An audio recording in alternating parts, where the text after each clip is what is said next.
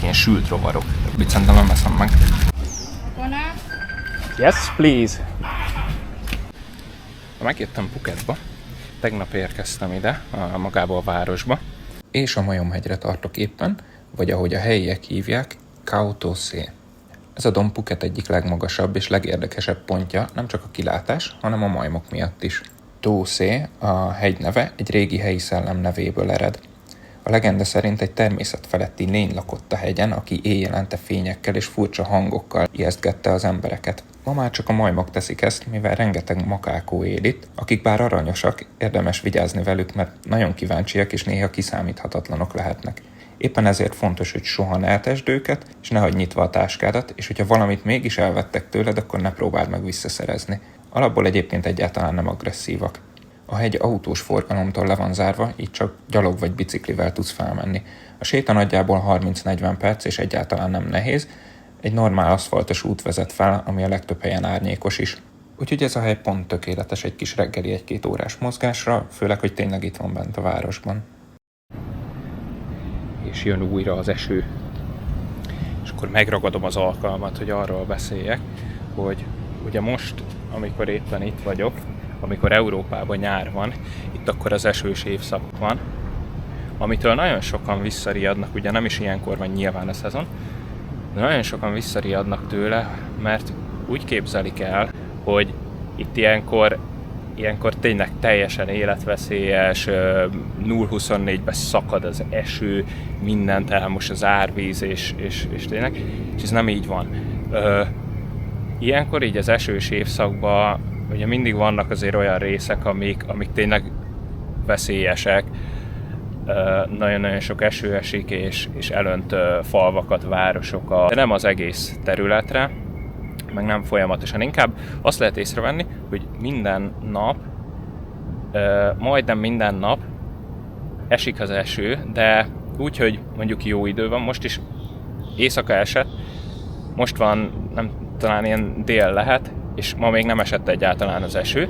Majd most jönnek a felhők, lehet, hogy szakadni fog nagyon durván egy fél órát, aztán abba hagyja, utána megint. Van, amikor egész nap nem esik egyáltalán, viszont egyébként nincs is annyira meleg, mint ugye a szezon közben. Úgyhogy, ha nincsenek fix tervei az embernek, meg nem siet túlzottan, akkor szerintem ez sokkal jobb idő meglátogatni Dél-Kelet-Ázsiát. Mint mondtam, sokkal jobb az idő, szóval tudsz egy kicsit túrázgatni is. Ugyanakkor le tudsz menni a strandra is, mert tök meleg van, és baromira meleg a víz, tök jó hullámok is vannak. Szóval ugyanúgy tudod élvezni, csak persze vannak olyan napok, vagy olyan időszakok a nap folyamán, amikor tényleg nagyon durván fog szakadni az eső, de az sem annyira vészes, mivel meleg van. Szóval a szakadó esőben is simán elsétálgatsz. Úgyhogy nekem így szezonon kívül ez sokkal jobban tetszik, sokkal több a helyi és kevesebb a turista. Mármint a helyi az ugyanannyi, de a turista kevesebb.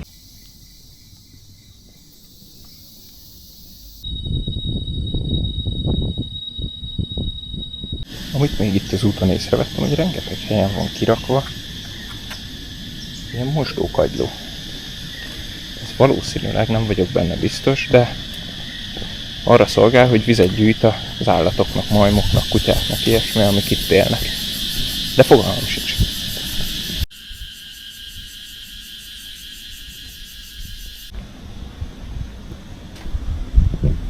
Menet közben találtam egy kis valami szentélyt, vagy fogalmam sincs, mi lesz ez. Csak tök menő ilyen kis kapu volt, ahol átjöttem. Ki volt írva, hogy erre van a szentély, úgyhogy most megnézem. Ma már erre jártam. De itt sincs kb. Senki. Full üres az egész.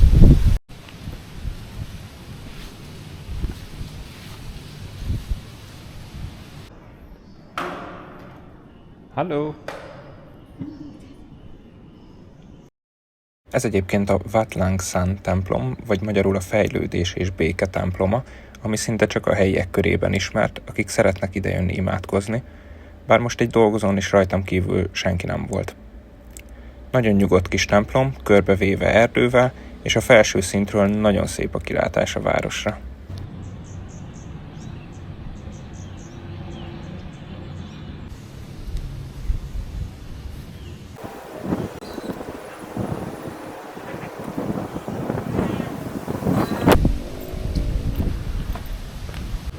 Most, hogy ezzel megvolnánk, elkövettem egy nagyon nagy hibát, mégpedig azt, hogy nem hoztam semmi vizet magammal. És most már nagyon szomjas vagyok, úgyhogy nem iktatok be több kitérőt, hanem keresek valami helyet, ahol tudok venni vizet vagy kókusz. Ami még jobb lenne.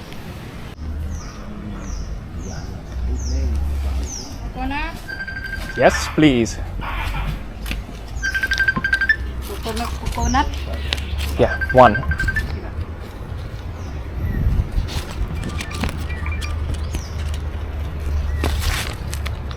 Maybe. Yes. Here you go. À. Đeo, cài vào rồi.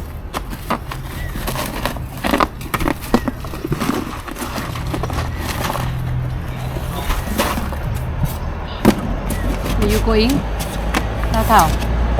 I just came back. Yeah, Go up. so I'm going to the town now.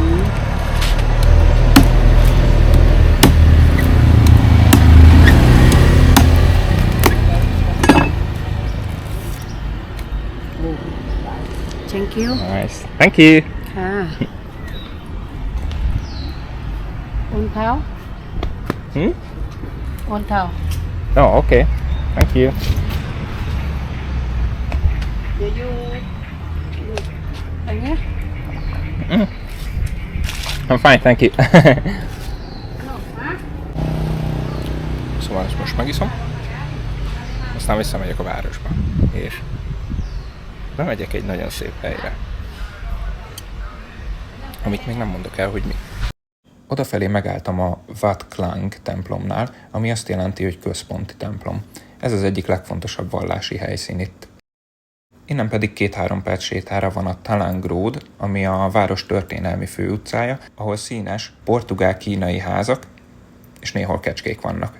A portugál hatás pedig nem véletlen, mivel hogy a 18-19. században Phuket fontos kereskedelmi központ volt, főleg az ón miatt, és rengeteg kínai és portugál kereskedő telepedett le itt, és ők építették ezeket a házakat. Ma már inkább kávézók, kis butikok és street food árusok működnek bennük, és minden vasárnap este itt van a város legjobb éjszakai piaca is. Aztán egy újabb teljesen véletlen kitérő miatt, amit majd láthattok a jövő héten, elég későn értem le a partra, ami az egyik legjobb hely kicsit kikapcsolódni este felé. És itt van egy rövid kis felvétel, hogy a helyiek hogyan töltik itt az estét, de a zenét sajnos nem hagyhattam rajta, így a jó öreg Google barátomat kértem meg, hogy segítsen. Zumba bamba, taka taka, bum bum cha, baila baila, hey. Zumba bamba, taka taka, bum bum cha, baila baila, hey. Aztán belefutottam ezekbe a gépekbe, ahol akár hintázhatsz is a markolón, de ezt most kihagytam, mivel egy nagyobb pocsolya volt alatta. Mikor ott voltam, éppen valami ünnepség volt, úgyhogy körbesétáltam a hatalmas és elég zsúfolt piacon.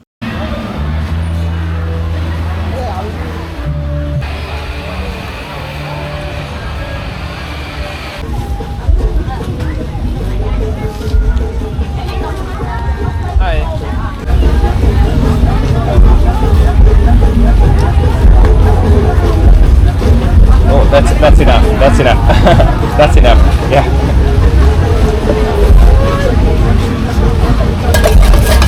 What is this? Spicy. Okay.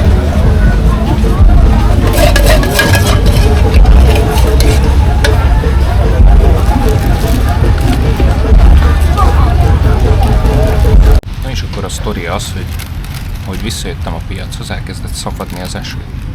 Úgyhogy gyors bementem a legelső sátor alá, amit találtam, és ez egy ilyen rovagrokat áruló dolog volt. Úgyhogy mondhatom, ha már itt vagyok, akkor kipróbálom, soha nem ettem még ilyesmit. Ezek ilyen sült rovarok, van rajta csípős is, hát ha az kicsit javít rajta.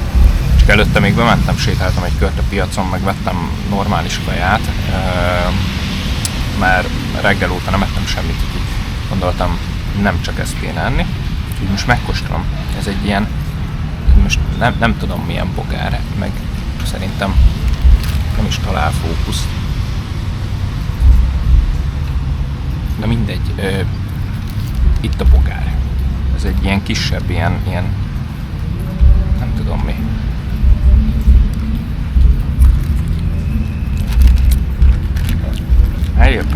nagyon sós, de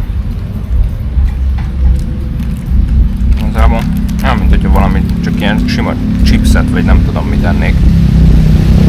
Van még ilyen valami bogár. Nem fog látszódni egyik sem, mert nem fókuszál rá.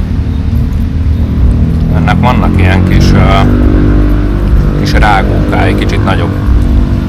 Ja, sötkének tűnik. Hogyha van egy kicsit ilyen fura íze, de azon kívül inkább annyira nem csípős, nagyon sós, semmi extra. Ez nem tudom egyiket se beazonosítani, hogy mi micsoda. Melyik milyen bogár, de mondtam a csajnak, hogy nem kell nekem sok ebből, mert nem biztos, hogy annyira be fog jönni. Ilyet már ettem, nem újdonság. Van egy, amit próbálok mindent kihalászni.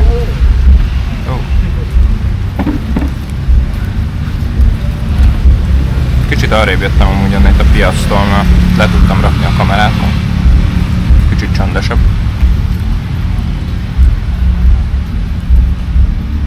Ez már egy nagyobb falat.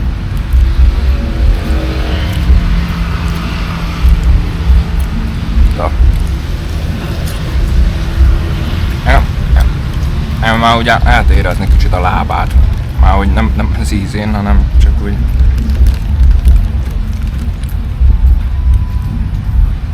Mondtam.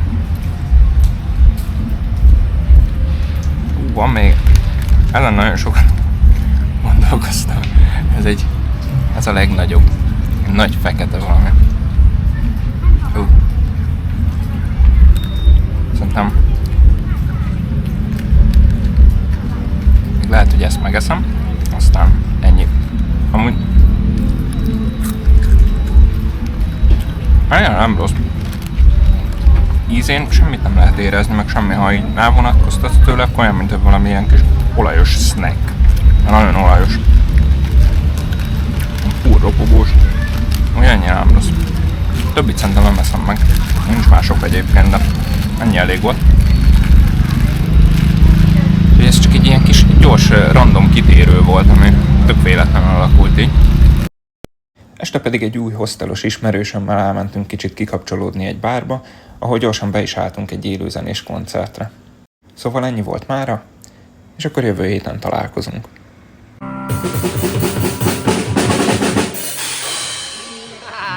Thank you.